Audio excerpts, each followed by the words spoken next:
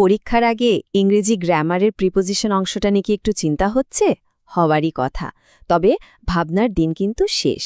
চলুন আজকের এই আলোচনায় আমরা এমন কিছু সহজ কৌশল শিখে নিই যা দিয়ে প্রিপোজিশনের ভয়কে জয় করা যাবে আর পরীক্ষার প্রস্তুতিটাও হবে একেবারে নিখুঁত। আচ্ছা, শুরুতেই একটা প্রশ্ন দেখা যাক যেটা পরীক্ষাতে আমাদের প্রায় গুলিয়ে দেয়। He died dash cholera. কি মনে হয় এখানে অফ, ফ্রম নাকি ইন বসবে? এই একটা প্রশ্নই কিন্তু বুঝিয়ে দেয় যে প্রিপোজিশনের নিয়মগুলো ঠিকঠাক জানাটা কতটা জরুরি। চিন্তা নেই, এই আলোচনা শেষে এর সঠিক উত্তরটাও আমরা জেনে যাব। তো আজ আমরা মোট 4টি ধাপে এগোব। প্রথমে ইংরেজির কিছু বেসিক নিয়ম জেনে নেব, তারপর বাংলা বিভক্তি দেখে ইংরেজি প্রিপোজিশন বের করার একটা দারুণ কৌশল শিখব। এরপর দেখব পরীক্ষাতে সাধারণ কি ভুল হয়, আর সব শেষে থাকবে একটা মাস্টার রিভিশন শিট। যে কোনো কিছু ভালোভাবে শিখতে গেলে তার ভিতটা কিন্তু মজবুত হতে হয়, তাই না? তো চলুন প্রিপোজিশন শেখার জন্য আমাদের টুল কিটটা তৈরি করে ফেলি কিছু একদম মৌলিক নিয়ম দিয়ে। চলুন শুরু করা যাক অ্যাট আর ইন দিয়ে। এদের পার্থক্যটা খুব সহজ। ভাবুন, ছোট বা খুব নির্দিষ্ট একটা জায়গার জন্য বসে অ্যাট, আর বড় কোনো জায়গা বা এলাকার জন্য বসে ইন।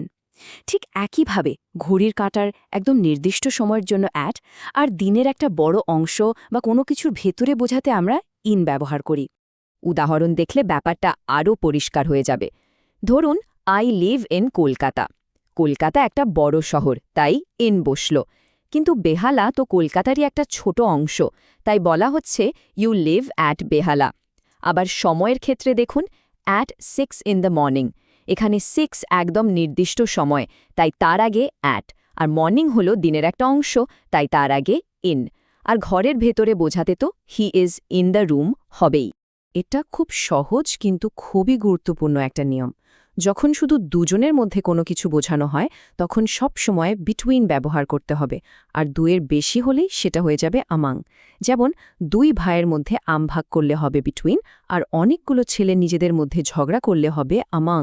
এখানে মূল পার্থক্যটা হলো কাজটা কে করছে আর কি দিয়ে করছে।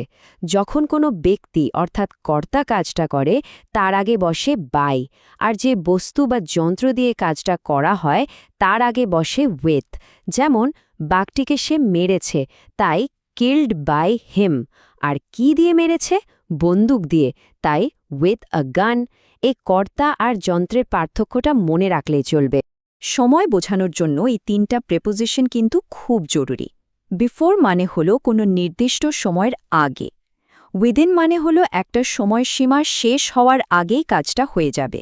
আর ফর ব্যবহার হয় যখন একটা নির্দিষ্ট সময় ধরে কোনো কাজ চলে। গতি বোঝানোর ক্ষেত্রে টু আর ইনটুর মধ্যে একটা বেশ সূক্ষ্ম পার্থক্য আছে। টু শুধু দিক বা গন্তব্য নির্দেশ করে, যেমন আমি কলকাতার দিকে গেলাম। কিন্তু ইনটু বোঝায় বাইরে থেকে ভেতরের দিকে গতি। যেমন একটা নদী যখন সমুদ্রে গিয়ে মেশে তখন তার গতিটা বাইরের থেকে ভেতরের দিকে। চলুন এবার সবথেকে আকর্ষণীয় অংশে আসা যাক। আমরা দেখব কিভাবে বাংলা শব্দের শেষের বিভক্তি দেখে খুব সহজেই ইংরেজি প্রেপোজিশন চেনা যায়। এটা কিন্তু পরীক্ষার জন্য একটা দারুণ কৌশল হতে পারে। প্রথমে আমরা দেখব বাংলা শব্দের শেষে যদি কে, ইয়া বা দের মতো বিভক্তি থাকে তাহলে ইংরেজিতে সাধারণত কোন প্রেপোজিশনগুলো বসে। এখানে ভালো করে খেয়াল করুন, বাংলা তাকে ইংরেজিতে হয়ে যাচ্ছে টু হিম। আমায় ডেকে পাঠানো সেখানে ব্যবহার হচ্ছে ফর মি, আর মনিবকে গ্রাহ্য না করার ক্ষেত্রেও বসেছে ফর দ্য মাস্টার। তার মানে এই বিভক্তিগুলো প্রায়ই টু বা ফরের দিকে ইঙ্গিত দেয়। এবার আসি তে, এ বা ইয়ের ব্যবহারে।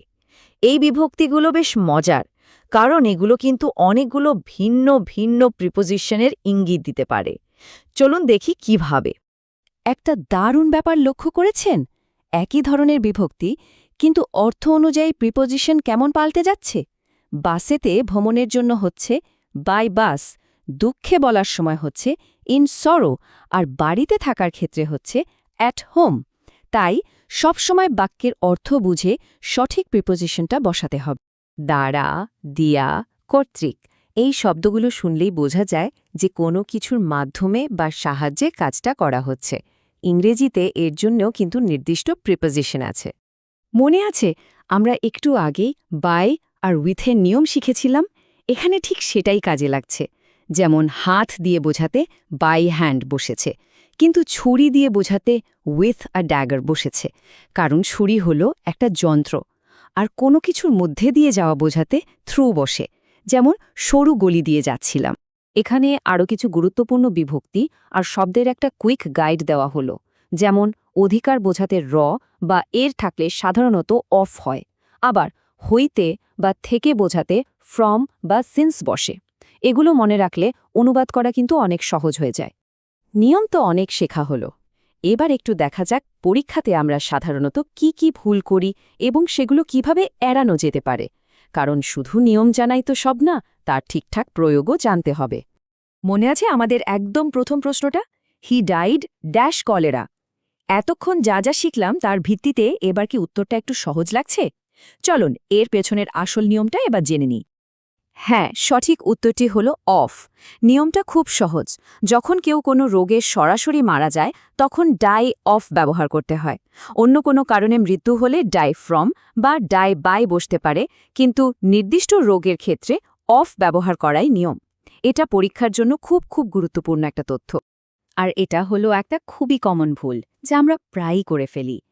এন্টার শব্দটার মধ্যেই কিন্তু ভেতরে প্রবেশ করার অর্থটা লুকিয়ে আছে, তাই এরপর আলাদা করে ইন্টু বসানোর কোনোই দরকার নেই।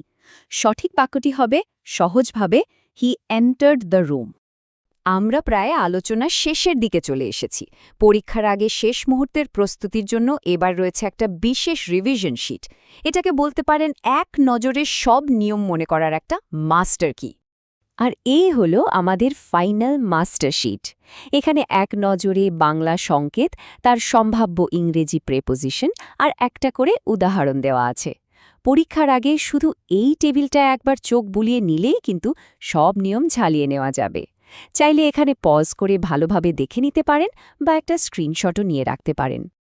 প্রিপোজিশন জিনিসটা হয়তো একটু জটিল মনে হতে পারে, কিন্তু সঠিক নিয়ম আর নিয়মিত অনুশীলন করলে একে সহজে আয়ত্তে আনা যায়।